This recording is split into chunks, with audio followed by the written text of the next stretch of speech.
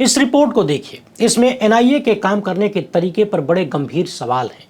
Report में बार बार एक pattern दिखता है। पहले किसी केस में सालों तक असली सुनवाई नहीं होती, बस तारीख पे तारीख चलती रहती है। आरोपी जेल में बंद रहता है, परिवार तबाह होता रहता है, कमाई बंद हो जाती है और फिर कई साल बाद अचानक आरोपी के सामने गुनाह कबूल करने का ऑप्शन रखा जाता है। रिपोर्ट के मुताबिक बिहार के राकेश चौधरी का मामला 2019 का है। राकेश तब 24 साल का नौजवान था। छोटा सा काम शुरू किया था, शादी तय हो रही थी, लेकिन उसे जाली नोट के केस में आरोपी बनाकर उलझा दिया गया। रिपोर्ट कहती है कि मई 2019 से जनवरी 2022 तक, यानी करीब 2.5 साल तक उसके केस में असली ट्रायल भी शुरू नहीं हुआ था। बस कभी कभी कोर्ट लेके जाया जाता और फिर अगली तारीख लेके वापस हो जाते।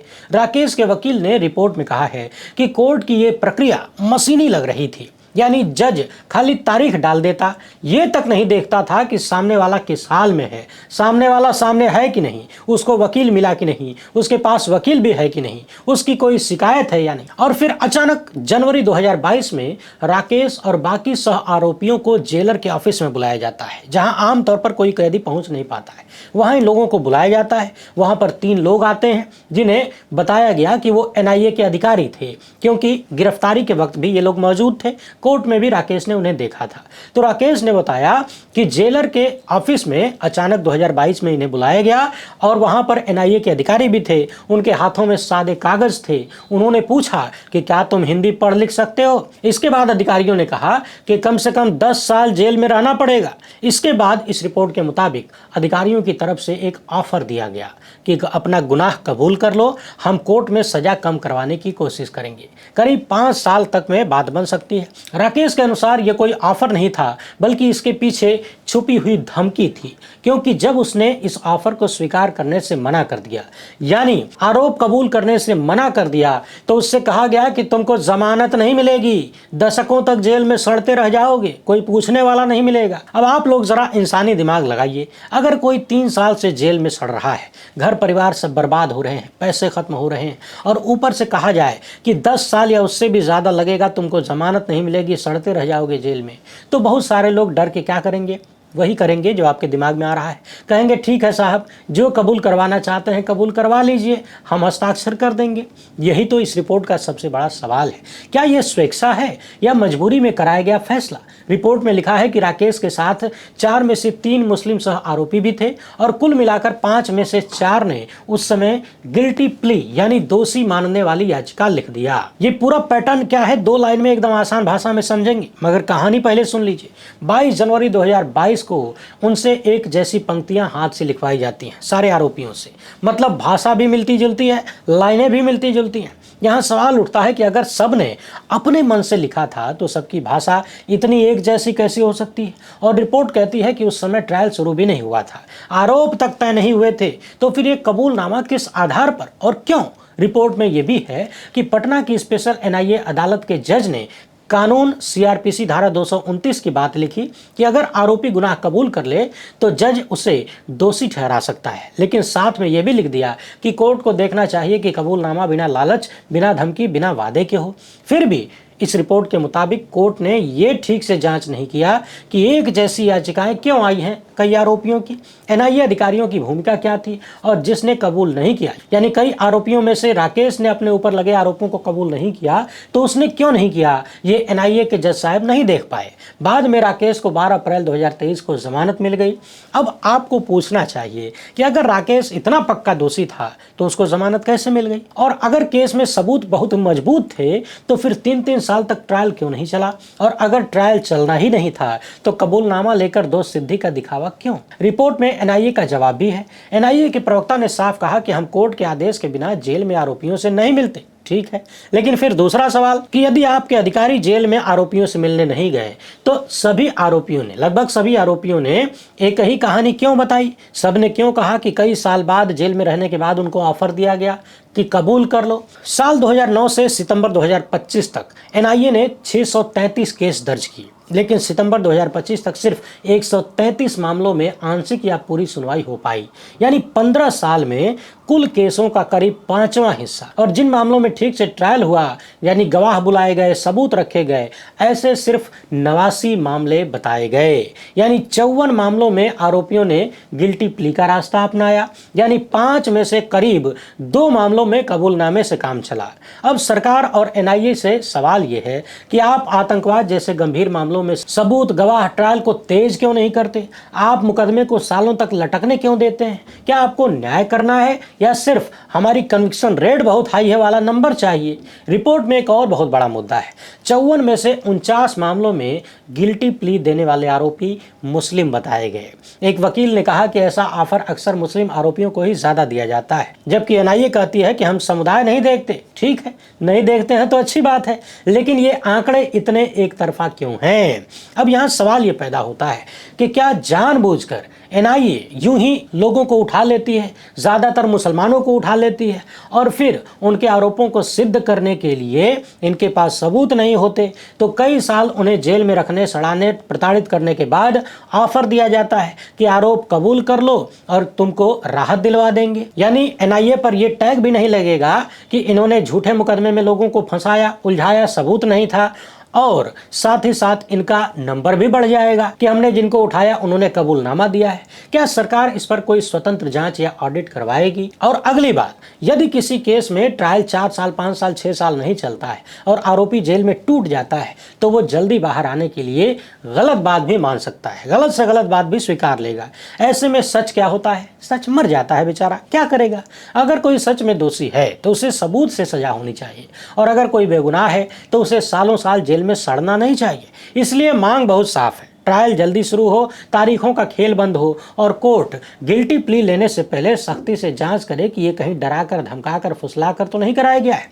अब ये वाली स्टोरी सुनिए, दूसरी वाली, बस जगह बदली है, खेल वही है। रिपोर्ट में महाराष्ट्र के परभणी जिले के मोहम्मद रईसुद्दीन और इकबाल अहमद का जिक्र है। रईसुद्दीन एक शिक्षक थे।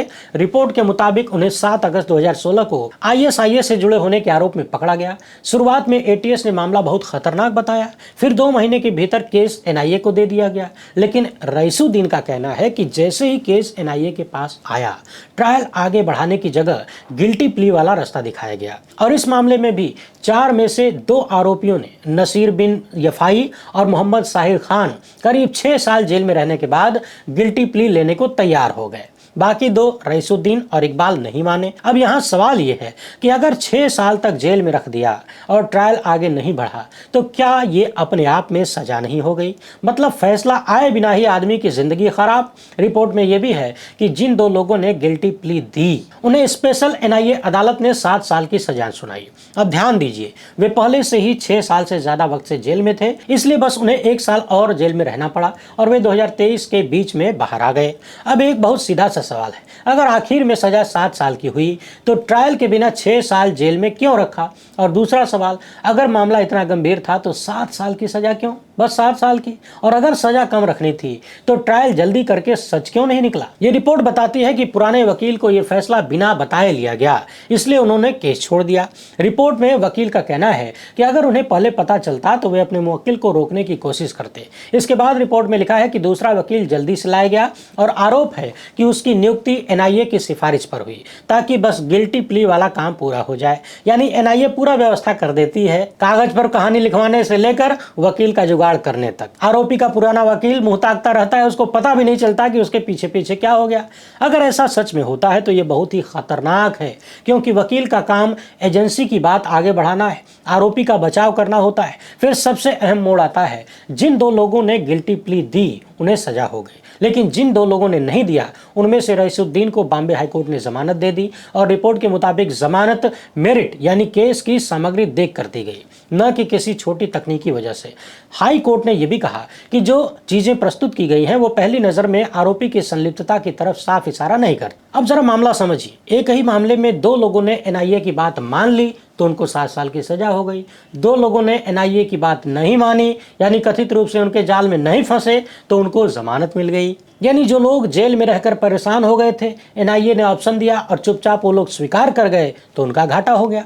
और यही पूरे सिस्टम पर सवाल है। क्या हम ऐसा माहौल बना रहे हैं कि लोग सच झूठ की लड़ाई लड़ना ही न चाहें और लड़ ही न पाएं और मजबूरी में खुद को दोषी लिख दें?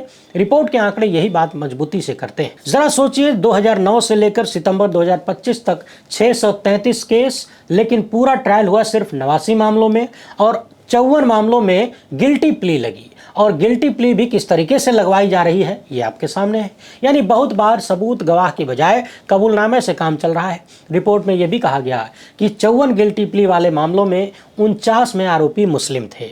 एनआईए कहती है कि हम समुदाय नहीं देखते, पर आंकड़े देखकर सवाल तो उठते हैं और जवाब देना सरकार तथा एनआईए की जिम्मेदारी।